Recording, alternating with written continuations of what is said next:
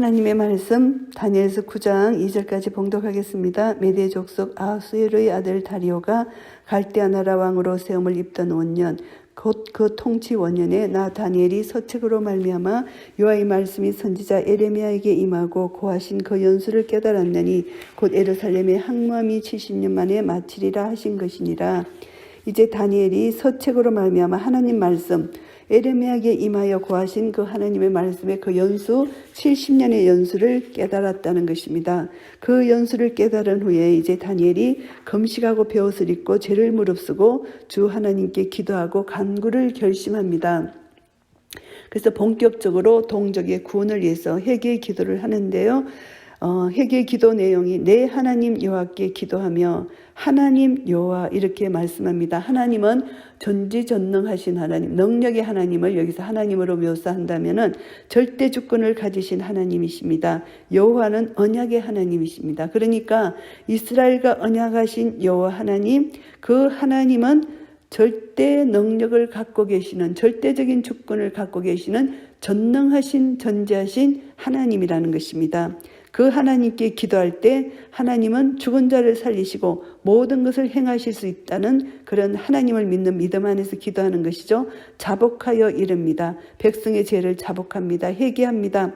크시고 두려워할 주 하나님, 하나님은 크십니다. 만왕의 왕이시고 만주의 주십니다. 두려워할 하나님이십니다. 우리의 경배의 대상입니다. 주를 사랑하고 주의 계명을 지키는 자를 위하여 언약을 지키시고 주의 사랑하는 백성, 주의 계명을 지키는 자, 이런 사람들에게 언약을 지키시는 하나님을 믿는 믿음 안에서 기도합니다. 그에게 인자를 베푸시는 자시여, 하나님은 하나님의 백성들에게 언약을 지키시고 그 계명을 지키는 자에게 인자를 베푸시는 하나님을 믿는 믿음 안에서 기도합니다. 우리는 이미 범죄했다는 것입니다. 패역했다는 것입니다. 행악하고 반역했고 주의 법도 규례를 떠났다는 것입니다. 이스라엘의 죄악을 조목조목 하나님 앞에 기도하는 것입니다. 이스라엘이 포로된 것은, 이스라엘 백성들의 모든 범죄는 하나님의 계명을 떠났다는 것입니다. 하나님 말씀을 무시하고 불신앙을 가지고 이방의 우상 숭배를 우리가 이방이 섬기는 우상을 숭배한, 하나님만을 경배해야 될 이스라엘 백성들이 우상을 숭배했다는 것입니다. 그래서 하나님의 심판이 당연히 이스라엘 백성에게 오는 것이 당연한 것입니다. 주님의 공의로 심판받아 마땅한 것입니다. 우리가 또 주의 종 선지자들이 주의 이름으로 우리 열왕과 우리의 방백과 열조와 온 국민에게 말씀하신 것을 듣지 아니하였나이다. 하나님께서 주의 종 선지자들을 보내시고 주의 이름으로 하나님께서 회개의 기회를 많이 주셨습니다. 그럼에도 이들은 하나님 말씀을 듣지 않았다는 것입니다. 주여 공의는 주께로 돌아가고 수욕은 우리 얼굴로 돌아오니 오늘날과 같아서 유다 사람들과 예루살렘 거민들과 이스라엘이 가까운 데 있는 자나 먼 데 있는 자가 다 주께서 쫓아보내신 각국에서 수욕을 입었사오니 이는 그들이 주께 죄를 범하였음이니이다. 이제 하나님의 공의대로 심판을 받았다는 것입니다. 하나님의 공의의 심판이 모든 각국에서 수욕을 입었다. 모든 민족과 열방 가운데 흩어진 유대 백성들에게 이런 수욕이 임했다는 것인데, 이것은 하나님께 범죄했다는 것입니다. 이 수욕이 우리에게 임했다는 것은 8절에도 우리가 주께 범죄하였다. 9절에도 이렇게 말씀하십니다. 우리가 주께 패역했습니다. 그러나 주 우리 하나님께는 긍휼과 사유하심이 있습니다. 그래서 주님께 우리가 죄를 범했다는 공의 하나님 심판이 마땅하다는 것을 기도하는 반면에 또 한편으로는 하나님께는 긍휼과 사유하심이 있기 때문에 하나님 여호와의 목소리를 청종치 아니하고 우리가 제약한 이 제약, 율법을 행치 않는 이 모든 제약을 하나님 용서해 주시고 우리가 주께 제약을 범했기 때문에 이제 우리는 진리를 깨닫고 하나님의 은총을 간구하나이다. 우리가 그동안은 우리는 제약 중에 있었고 진리를 깨닫지 못했고 하나님의 은총을 구하지 않았지만 이제는 알았기 때문에 하나님 은총을 구합니다. 하나님 기도를 응답해 주시옵소서. 우리가 범죄했나이다. 계속 범죄했나이다. 하나님 공의의 심판을 받았나이다. 우리를 용서해 주시옵소서. 이런 기도의 내용입니다. 주여 내가 구하옵노니 주는 주의 공의를 쫓아서 주의 분노를 주의 성 예루살렘 주의 거룩한 산에서 떠나게 하옵소서. 이는 우리의 죄와 우리의 열조의 죄악을 인하여 하며 예루살렘과 주의 백성이 사면에 있는 자에게 수욕을 받으니이다. 주님의 공의로 우리가 수욕을 받았습니다. 그러나 하나님 자비와 긍휼을 베풀어 주셔서 우리의 기도를 들어 응답해 주시옵소서 이렇게 기도합니다. 그러한즉 우리 하나님이여 지금 주의 종의 기도와 간구를 들으시고 주를 위하여 주의 얼굴빛을 주의 황폐한 성소에 비추옵소서. 주님의 얼굴빛만 비추시면은 긍휼과 사랑의 빛만 비추시면은 우리는 회복될 수 있다는 것입니다. 그래서 주의 황폐한 성소에 비추옵소서. 이 성소는 주의 이름으로 하나님 영광을 위하여 예루살렘에 주님의 이름을 두시고 하나님의 처소로 택하신 이 이름, 거룩하신 이름을 둔 그 성소, 그 황폐한 성소에 주의 얼굴을 비춰주시면 살겠나이다. 이런 기도입니다. 나의 하나님이여 귀를 기울여 들으시며 눈을 떠서 우리의 황폐한 상황과 주의 이름으로 일컫는 성을 보옵소서. 우리가 주의 앞에 간구하는 것은 우리의 의를 의지하여 하는 것이 아니요 주의 큰 긍휼을 의지하며 오니 하나님 황폐한 성읍 이것을 봐주시옵소서 하는 기도입니다. 하나님 긍휼을 의지합니다. 하나님 우리 죄를 용서하소서. 이렇게 19절에 계속 기도가 이어집니다. 주여 들으소서, 주여 용서하소서, 주여 들으시고 행하소서, 지체치 마옵소서. 간절한 기도를 드립니다. 나의 하나님이여 주 자신을 위하여 하시옵소서. 하나님의 이름, 하나님 영광을 위하여 이렇게 회개하오니 하나님을 위하여 하나님 영광을 위하여 용서해 달라는 것입니다. 이는 주의 성과 주의 백성이 주의 이름으로만 일컫는 바 됨이니이다. 주의 이름을 걸고 이 백성을 구원해 주시고 우리가 이 백성 이스라엘 백성들이 주의 이름을 선포하고 전가하는 자가 되게 해달라는 이런 기도의 내용이죠.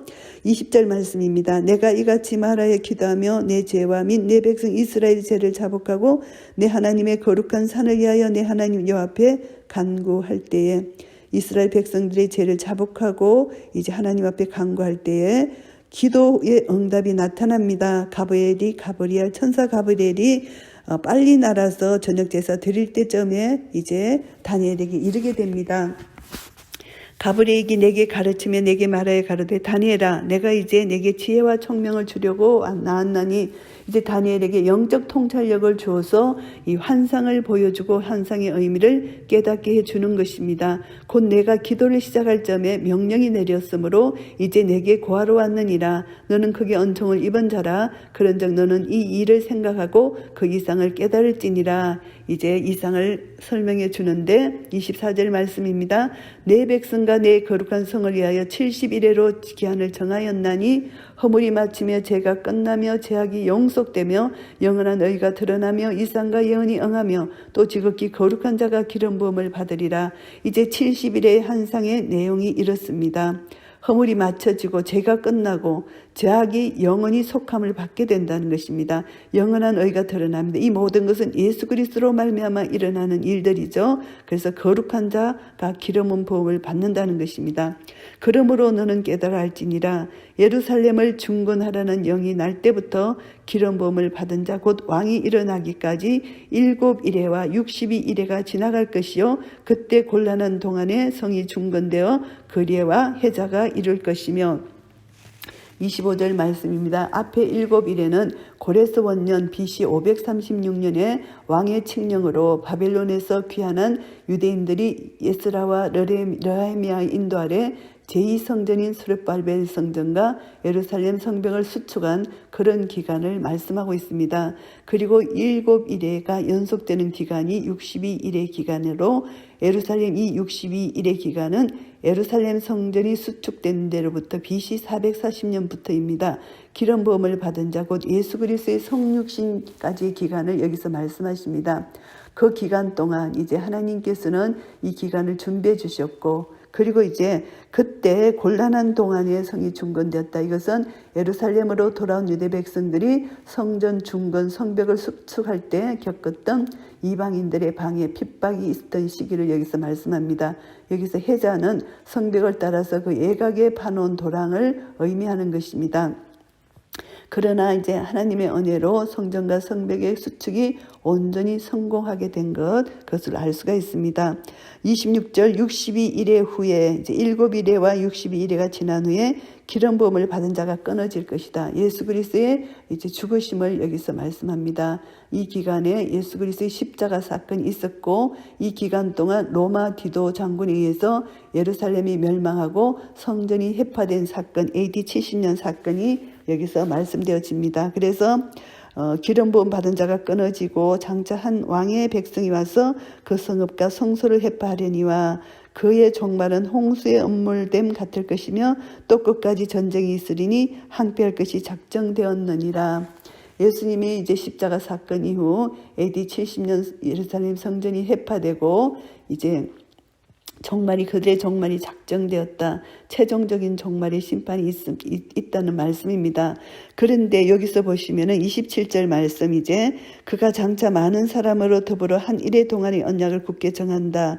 이제 한 일해 동안의 언약을 굳게 정하는 적그리스도를 여기서 말씀합니다. 그래서 예수님의 죽으심 그 이후에 이제 성전이 해파된 이후에 그 사건들을 그리고 마지막 7일에 이 중간 공백기가 있다는 것입니다. 그래서 7일에와 처음 7일에와 이제 62일에 그 중간에 예수님 죽으시고 성전이 해파된 그 기간, 그 중간 공백기가 지나고 이제 예수님 재림 직전의 마지막 한 일에 이것을 7년 대환란 시대로 적그리스도의 활동 시대로 볼 수가 있습니다. 그래서 우리가 지금 아직 7일의 시작이 전에 우리가 지금 26절 말씀 예수님이 죽으시고 이스라엘 성소가 해파되고 그 이후의 시대에 지금 우리가 살고 있잖아요.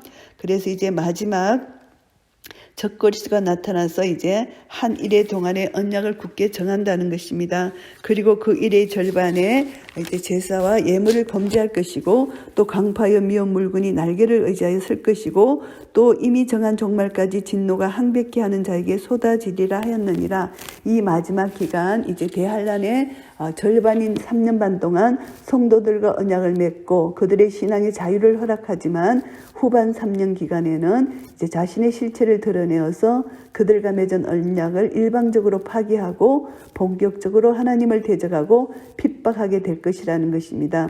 그러나 궁극적으로 이 적그리스도의 활동은 일시적이지만 종국에는 예수 그리스도의 재림으로 말미암아 이 적그리스도 사탄은 영원한 멸망의 불못에 던져질 것입니다. 그래서 우리는 제사와 예물을 금지하는 이 적그리스도의 전형으로 제시된 안티오코스 에피파네스가 이제 이스라엘 이제 우리 역사적으로 볼 때 그런 엄청난 이스라엘 성전 속에 그런 제약을 범했잖아요. 이것처럼 적그리스도가 나타나서 그렇게 할 것이라는 것을 우리가 재현으로 볼 수가 있는 것입니다. 그래서 예수님이 이제 마태복음 24장에서도 말씀하신 것처럼 이제 멸망에 가정한 이것을 말씀해 주셨잖아요. 그래서 우리는 모든 성도들은 적그리스도로 말미암아 핍박과 박해가 올 것이라는 것입니다. 그러나 결국은 그들은 멸망하고 예수 그리스도로 말미암아 우리는 완전한 승리를 얻게 될 것입니다.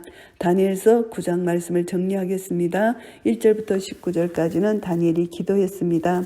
하나님 말씀을 깨닫고 이제 이 사명을 가지고 백성들을 위해서 기도합니다. 하나님의 공의의 심판을 주신 하나님의 공의를 그대로 인정하고 그러나 이 백성의 죄악을 회개하고 철저히 회개하고 하나님의 긍휼을 구하는 기도를 드리는 것입니다.